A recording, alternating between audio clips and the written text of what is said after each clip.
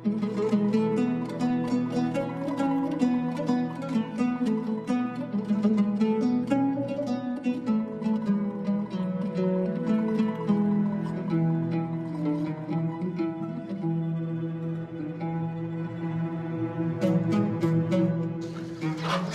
জানাচ্ছি বন্ধুরা।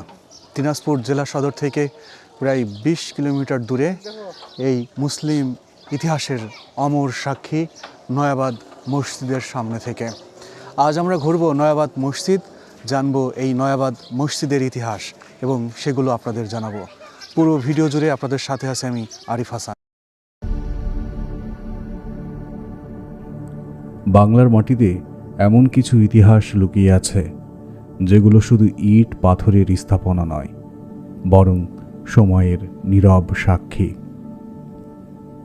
দিনাজপুরের কান্তনগরের নিরিবিলি গ্রামে দাঁড়িয়ে আছে ঠিক এমনই এক ইতিহাস, নয়াবাদ জামে মসজিদ। দেখতে ছোট, কিন্তু এর গল্পটা বিশাল। সময়টা তখন 18 শতক। দিনাজপুরে নির্মাণ হচ্ছিল বিখ্যাত কান্তজিউ মন্দির। দূর দূরান্ত থেকে আনা হয়েছিল দক্ষ কারিগর। ইতিহাস বলছে সেই মুসলিম কারিগরদের ইবাদতের জন্য নির্মাণ করা হয় এই মসজিদ। মসজিদের এক পাশে মিস্ত্রির কবর, আর এক পাশে ঈদগাহ। মসজিদটি কালের সাক্ষী হয়ে যেমন সদর্পে দাঁড়িয়ে আছে, ঈদগাহটি ঠিক তেমনিভাবে ভগ্ন দশায় স্মৃতিচিহ্ন বহন করছে। 1793 সাল, আজ থেকে প্রায় 250 বছর আগে তৈরি হওয়া এই স্থাপনাটি এখনও টিকে আছে মাথা উঁচু করে। 3 গম্বুজের এই ছোট মসজিদটির দেওয়ালে রয়েছে মুঘল স্থাপত্যের ছাপ। লাল ইটের গাঁথনি, খিলান আকৃতির দরজা আর সূক্ষ্ম কারুকাজ যেন অতীতের গল্প শোনায়। চারপাশের নীরবতা আর ইতিহাসের গন্ধ মুহূর্তেই ফিরিয়ে নিয়ে যায় কয়েকশো বছর আগের বাংলায়। সময় বদলেছে সভ্যতা, কিন্তু নয়াবাদ মসজিদ এখনো একইভাবে টিকে আছে মানুষের বিশ্বাস আর ইতিহাসের প্রতীক হয়ে।